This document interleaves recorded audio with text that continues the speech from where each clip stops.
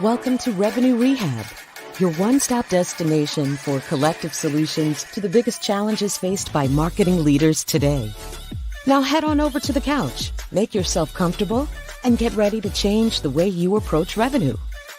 Leading your recovery is modern marketer, author, speaker, and chief operating officer at Tegrita, Brandi Starr.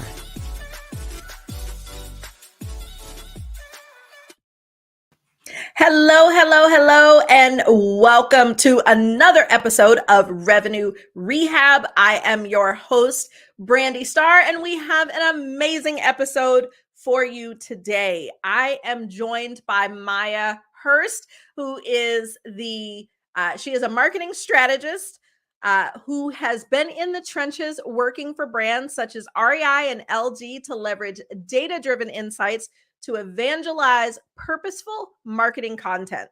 Maija is also a connector and loves to find ways to make things work by connecting all the dots and the right people.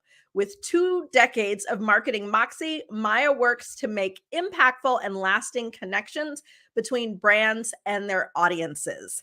Most of all, Maija is a firm believer in the power of listening more than talking, collaboration, and community. Her team and the individuals we are trying to reach through storytelling are always top of mind and at the heart of what she does. And in addition to being this amazing person, Maija is also a good friend of mine. Maija, welcome to Revenue Rehab. Your session begins now. Hi, Brandi. I'm so happy to be here. Thank you so much for having me, and I'm ready to dig in, get the rehab going. Yes, I am excited to have you. And we are talking about one of my favorite topics, which is the people that are in marketing. But before we get there, I like to have a little icebreaker or woo-saw moment that I like to call buzzword banishment. So tell me, Maija, what buzzword do you hate and wish people would stop saying? Disruption, Brandi. I can't handle disruption. I was gonna say, disruption as in my kid who walks in here every 10 minutes. That's exactly it, right? It does not have a positive connotation, but if you look at job descriptions or, a lot of startups out there, they're really clinging to this buzzword of disruption, when really what we want to do for our customers as marketers is create less disruption, less friction, and bring them in the way that they want to come in and meet the brand. It's a relationship. And so, as you know, as a mom, more disruption leads to more chaos. So we want to avoid that. This is true. And you are so right that there are so many brands who really take pride in being a disruptive brand, a disruption to the industry. And it's like, you're saying you want to be problematic. Right. It's like that's not quite where you think you might want to be going. But I like that one. So we are going to put disruption in the box. We're going to throw away the key. And we are not going to talk about that today. Sounds good to me. Awesome. So now that we've gotten that off our chests, tell me what brings you to Revenue Rehab today. So as you mentioned at the top of the show, I've been at it for a little while and marketing. And, really what I find is the place that a lot of people trip up within a marketing org is having enough resources to do the work. And even if you have those resources, what it takes to really develop those resources into killer marketers. And so throughout my career, I've worked with people coming up in the marketing org, but then also, managing up is a huge part of that too, where you're really focused on educating the rest of the organization that isn't involved in marketing into what marketing does and what our capabilities are and what our capabilities are not. Yes, and that has come up quite a few times here at Revenue Rehab. I know when I talked to Christina in episode 4, we talked a lot about having to communicate up and laterally around what marketing's doing, what we're up to in order to have the right influence. And then Russ Summers also talked about in building the brand and, bringing people along within the organization in episode 5. we talked about that same thing of having to communicate, having to pull things along. So excited to kind of tackle this from a different angle, talking about the people. And I believe in setting intentions. It helps us to stay focused, and it also gives our audience an understanding of what we are going to cover today. So, Maija, what are your best hopes for today, or what would you like to be different after our session? I would really hope that the people at the leadership table would understand that if you're getting an entry level person or an intern into the marketing org, that it won't necessarily reduce the workload. It may actually increase the workload. And that is a great point. So, thinking about our current climate in the marketplace, like we know it is an employee market right now, that, Mhm. employees are really dictating the hiring process, the salaries, the way things look. And so, a lot of marketing leaders and really leaders across the board are having to make the decision of, do we hire at a lower, more entry level role and conserve, our human capital budget, because Mhm. you can hire at a little bit less. You still want to pay a livable wage, but less for someone earlier in their career, where you do have that trade-off of having to, invest more time in developing them.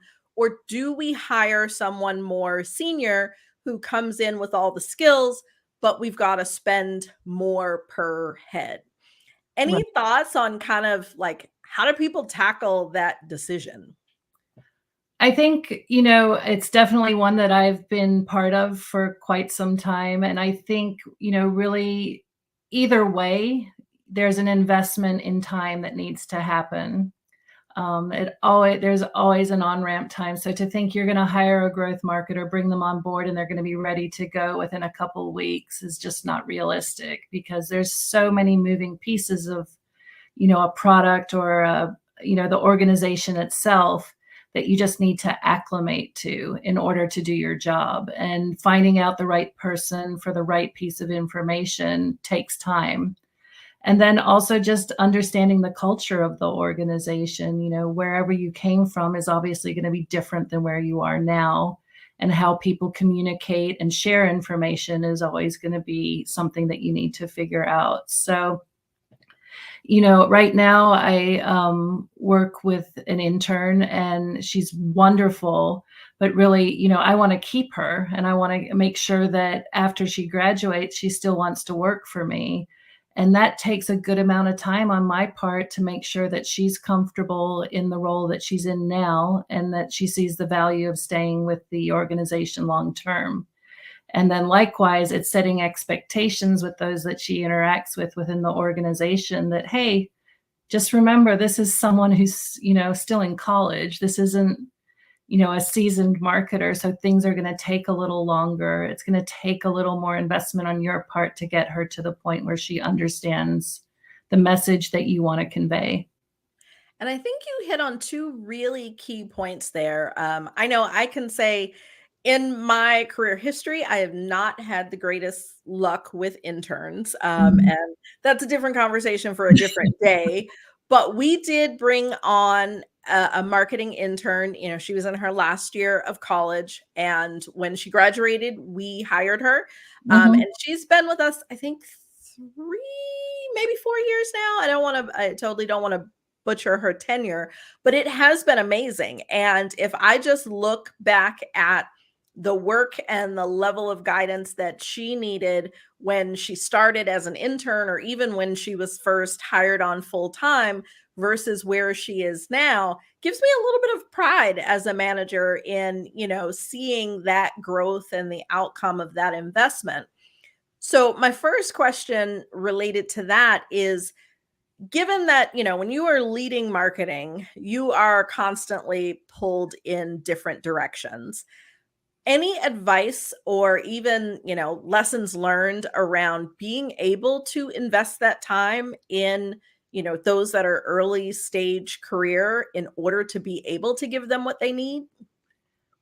I would say involve them in as much as possible in the process, right? So for me, it might seem odd that she's sitting in on interviews. It might seem odd that she's sitting in leadership meetings, but all of that is giving her context to the work that she's doing.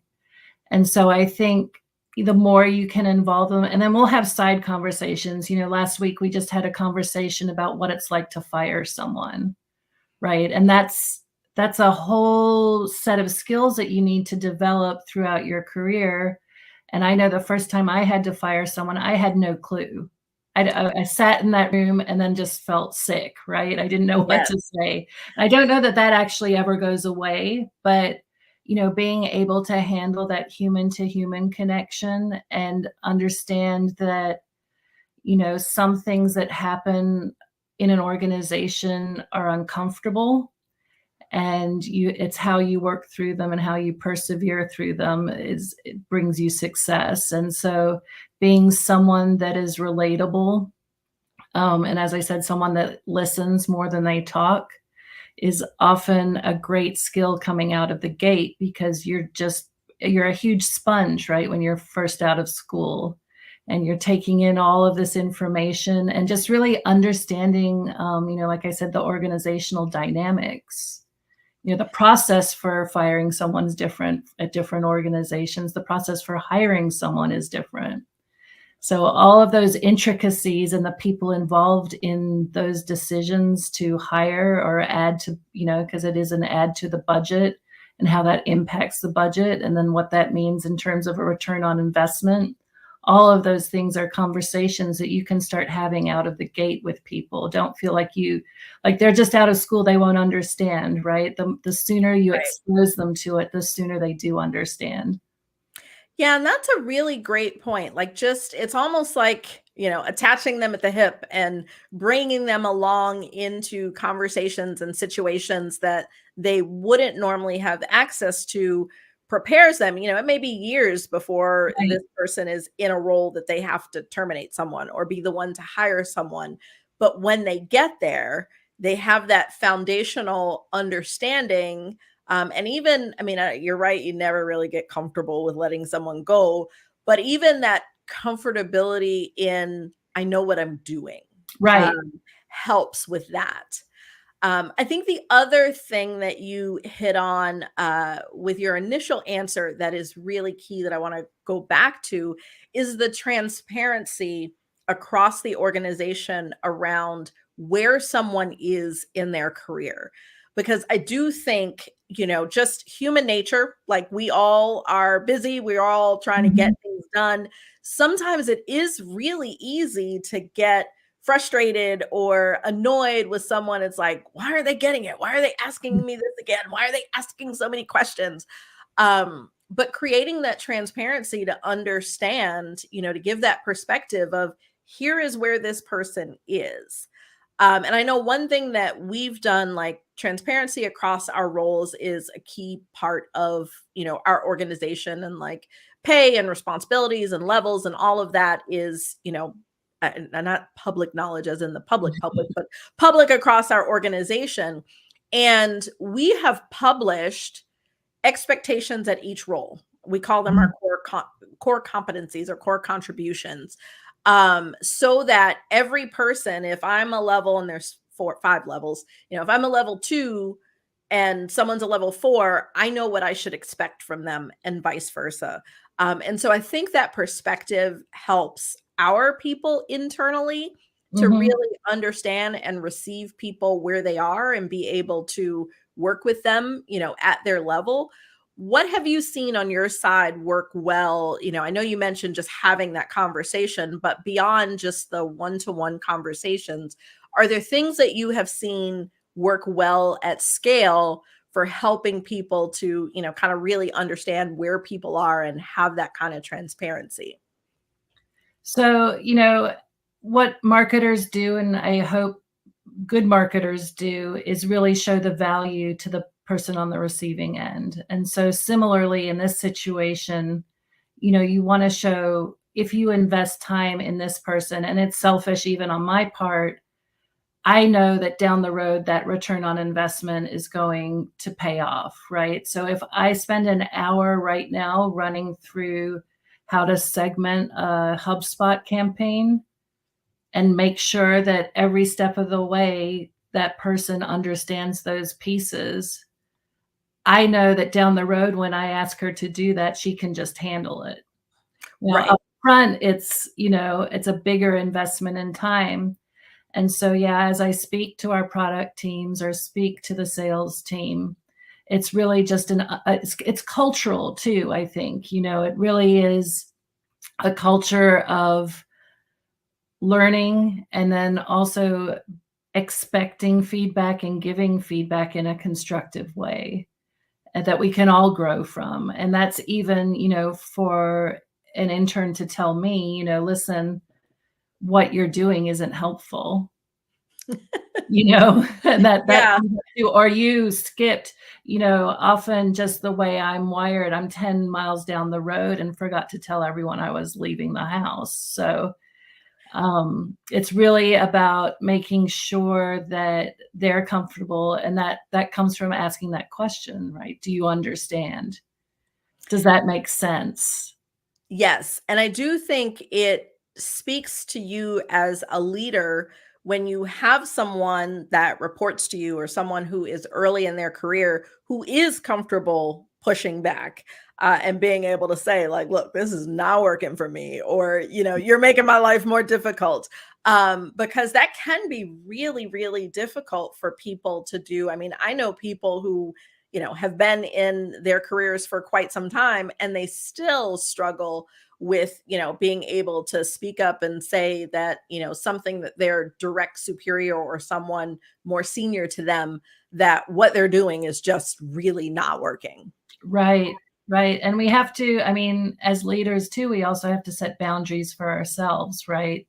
And we're not your friend. We work together. I mean, you can be Right. friendly, but oftentimes what I find, the initial, they're trying to make a connection with you personally, and just setting some guardrails around that's really important too.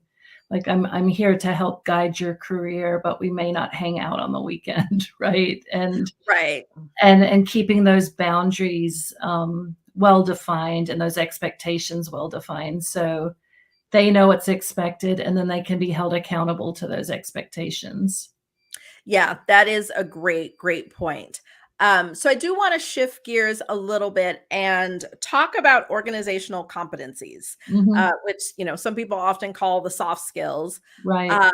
And there is a little bit of a debate that I hear people have that I'd like your take on whether it is more important to hire for the clear hard skills, like the tactical things that someone needs to do in the role, and kind of work with them to develop their soft skills or their organizational competencies, or do you hire more for the competencies and teach the hard skills? What's your take on that debate? I love this question, and I have a very definite feeling about this, which makes it even a better question for me. But, and you're right, it is debatable, but give me someone with a positive attitude and who's hungry to learn and ready to be challenged, and a problem solver. That's another huge thing, right? Like, I'm a person who's like, okay, well, that didn't work. What can we do next time to make it better? How do I solve this myself before I go to someone else? And then once you hit like a limit there, then you go to the next person. So I think, that's definitely that critical problem solving, that we keep critical thinking, that keeps coming up in a conversation as well. Um, every day of the week, I would hire someone for soft skills and teach them hard skills. I am with you. That is my side of the debate. And especially as a consultant, I'm like, teaching people the hard skills is literally my job. Right. So it's like, that's the easy part. But finding people with those key skills, like whatever they are, because different roles are going to have different soft skills that are important. Whatever they are, it is so, so difficult.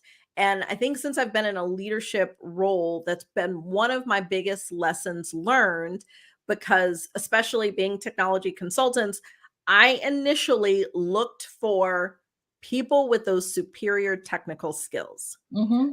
But then what I found was the problem solving, the being able to just be agile and nimble in conversation and direction, and some of the other soft skills that are needed to be in a consulting role. Some of the people with the great technical skills did not have that. And no matter how hard I tried, you can't, like, they can't fake that. And, Right. some people kind of muster up a little bit here and there, but it's a whole lot harder to get someone where they need to be when they don't have the soft skills. Right. I mean, what marketing does for the most part is external facing. And so if you have someone that, I always say I'm an introvert, but I play an extrovert on television because I have to do that, right? That's part of my role.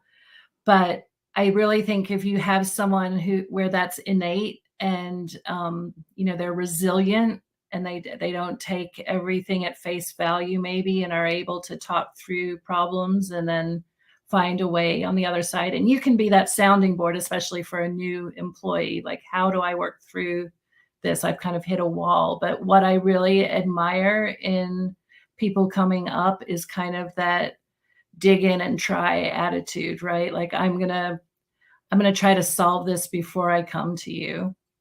And sometimes we joke too. It's if you're talking about like I don't understand, what does paid social look like? And I said, that $2,500 machine in your lap? Why don't you Google it? Like, you can find an answer. It's amazing. Like, there's no card catalogs anymore, right? So you Oh Lord, I still have some nightmares about pulling out that card catalog, flicking through all those cards, trying to find that right. Yeah, I was. Yeah. I'd rather them come and say, "Hey, I read this about paid social. Do you think this is something that would work here?" That's the conversation I wanna have, not what is it, right? So, it's those people that think to do that first that I think really will go far in their career. Yeah, and I think one of the things that makes me think about is internally, as a leadership team, when we talk about like how we manage people, we talk a lot about kind of the three positions you can take as a manager: ask, tell, and ignore. Mhm. And what you just gave is, I know I personally default to tell, where someone asked me that question, I'm going to launch into my whole spiel on, Right. what is paid social and the history, and, like, because that is, I'm an informational speaker, a consultant by nature. So tell is my default. But to your point, and you really hit on is, in growing people, living in that ask where you come back to them with the question of, why don't you tell me? What do you think about that? What are you able to, research, or those sort Right. of things? That is the place where the most growth happens. Absolutely. It's all about asking more questions, right? Instead of having all the answers. Yes, because when people figure out the answers on their own, that's when they really, have that aha and it all sticks for them. Right. Right. Absolutely. So let's talk about time a little bit, Mhm. because people management is only a component of what a marketing leader does. Like, there's a lot of the strategic direction and, all the other things that we Right. have to do. Um, so how, if you had to give it a percentage, what percent of your time do you feel like is really invested in the people development components of your role? I would say for me, it's probably heavier than a lot of people. And that was something that I learned in my time at REI. So REI is very invested in people development. And as you become a leader or a manager at REI, they actually, I don't know if they still do it, but at the time, they'd send us away to Seattle to go through leadership workshops and how to develop employees. And they had tools in place for employee development. So it's something that I'm very passionate about. So I think I probably give more time than some people. I would say maybe 20%. I'd say Okay. a fifth of my time, but then it's so hard to gauge because, with technology now with Slack, if there's a question, if I can answer it in the time that it's being asked, I'm going to answer it.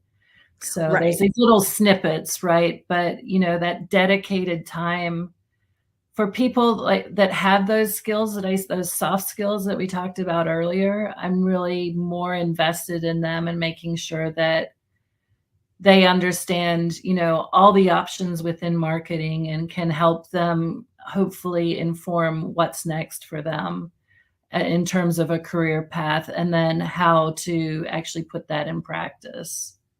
Okay. Yeah. And you actually answered what my next question was going to be, which was one of the things that I've found is sometimes as leaders, we have a vision for the people on our team in what Mhm. we see as their strengths or what we see as the potential path that they could grow.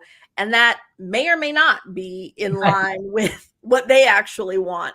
And in talking to other leaders, that seems to be kind of a pitfall or a trap that many fall into. Any advice for people listening on what you do to make sure that as you're coaching and developing and supporting the growth of your team, that it's actually in line with where they want to be going, what they want to do? Yeah, that's kind of a tough one, right? Because I've certainly been in situations where I'm thinking, wow, this person thinks that they're really good at this, but really they're really good at that, right? But at the end of the day, none of us really want to follow a path we're not passionate about. So I think in asking those questions and kind of identifying where they are, you can share what you think their strengths are and how they might be applied in a marketing organization. But at the end of the day, if they're like, no, I'm a great writer, and you're like, you're an okay writer, you're much better at this instead. But if they want to get better at writing, I'm going to help them get better at writing. So because that's their belief, right? Now they might come to it themselves after a while because what I'm also doing is holding them accountable to the data side of writing, right? And seeing what kind of return we're getting for the copy that's going out there. So, sometimes those conclusions happen organically. Yeah, and that's a good point. When you are able to put some of those tangible metrics behind the work that someone is doing, even if those are not the business metrics, because I Mhm. know most often we focus on the revenue metrics, the things that we are Right. measured as a department, but there is also a growth component where there may be some KPIs for the individual that have, a tie to revenue and what we're doing, but that really help them measure their effectiveness in their role. Right. I think, we can get hung up on a lot of different KPIs as marketers, but at the end of the day, that revenue one is the only one we are really concerned about. So how does it contribute, right? And some of that is a long play, right? You're wanting to gain customers and attract customers and then create a relationship, and that ultimately they're going to buy more from you. And then also, once you have that customer, it's all about retaining them and having them in your referral network. And so a lot of that is a longer play that you might not see the initial return on, but I think at our point in our careers, you kind of have a sense of like, yeah, this is working. This is feeling good. I'm feeling like people are attracted to what I'm doing. This seems to be working. And that's a pretty good gut feeling, right? So I don't want to say it's all metrics, but if every time we're putting out a blog post and it's not doing anything, we're not Yeah. gaining any traffic, that might tell you that maybe, either we need to try something new or the writing just isn't there. So my last question for you is another common debate. When it comes to legacy as a leader, Mhm. Some are of the school of thought that your legacy is the work that you accomplish. So people talk about how they've been able to grow companies or, kind of develop products or whatever those things are the actual work. Some people are of the mindset that your legacy as a leader is more in the people that you've been able to touch and, the employees that you've been able to grow.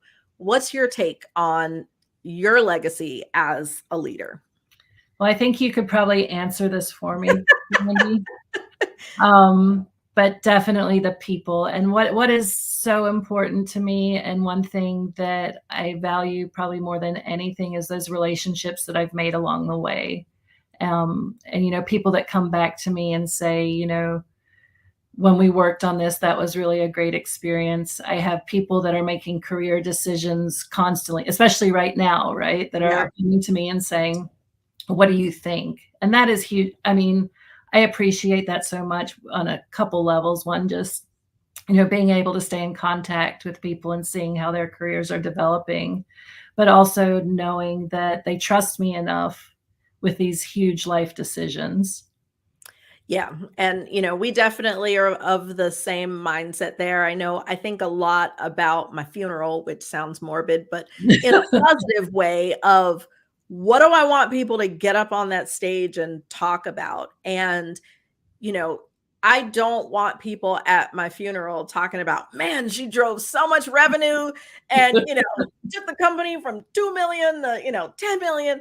Like, I really want people to talk about how the work that I'm doing has impacted their lives. And Right. as a result of that impact, yes, I also generated a lot of revenue and did all these other things, but that those are just more the accomplishments, but that the people is the legacy. Absolutely. I mean, no one worries about their inbox when they're on their deathbed, right? They worry Yes. about who's going to come and see them. Yeah. And so talking about our challenges is just the first step, and nothing changes if nothing changes. So that means we gotta do the work. And in traditional therapy, the therapist will give the client homework. But here at Revenue Rehab, I like to flip that on its head. And I want to ask you to give the rest of us some homework. So if you could summarize your key takeaways, and give our listeners that one thing that they can do to help to pour into and be a better people manager and developer of people. So absolutely what I see is a trend is we're doing more with less, right? Across all organizations, irregardless of the industry. Technology is supposed to fill that place, but as we all know, the technology is only as good as the people that are using it. And so as you look to your organization and as you're bringing in new talent, or the new generation of talent, I should say, I think it's imperative that you take some time, even if you just stopping by and say, hey, how's it going? Talk to these people, shoot them a Slack. Like, how are you settling into your new role? Is there anything you don't understand about my role that I can help you with? Take them for, can't always take them for a coffee, but plan a 15-minute conversation. Let me tell you more about what I do and how it might help you. And then you're a resource. So it's really about building a culture within the organization that we're all a team and we're all working towards a common goal. And just knowing that investment, which might seem big on the front end, will only come back to pay you in spades on the other side. So there's our takeaway for each of us, to find one person on our teams, either that is new that we can check in with, or even someone that's been around for a while that we haven't talked to, or don't talk to as much, and have that quick 15-minute conversation with them to understand where they're trying to go and how you may be of service to them. I love that as a quick, one thing. I always so often, I listen to podcasts or go to conferences and you walk away all hype about what you need to do, but then it's kind of like, okay, where do I start? What do I do with this? Right. How do I have time? So I always like to focus on that one thing. What's one thing we can do today is schedule 15 minutes, whether in person or virtual, to have that conversation with someone. Absolutely. Well, Maija, I have enjoyed our conversation, but that's our time for today. Thank you so much for joining me. Thank you so much for having me, Brandi. It's great to see you, and I'm so honored to be a guest on your podcast. This is wonderful. Well, I appreciate it, and thanks everyone for joining us today at Revenue Rehab. I hope that you've enjoyed my conversation with Maija. I can't believe that we're at the end already. Thanks to everyone for joining. See you next week. You've been listening to Revenue Rehab with your host, Brandi Starr. Your session is now over, but the learning has just begun. Join our mailing list and catch up on all our shows at revenuerehab.live. We're also on Twitter and Instagram at Revenue Rehab. This concludes this week's session. We'll see you next week.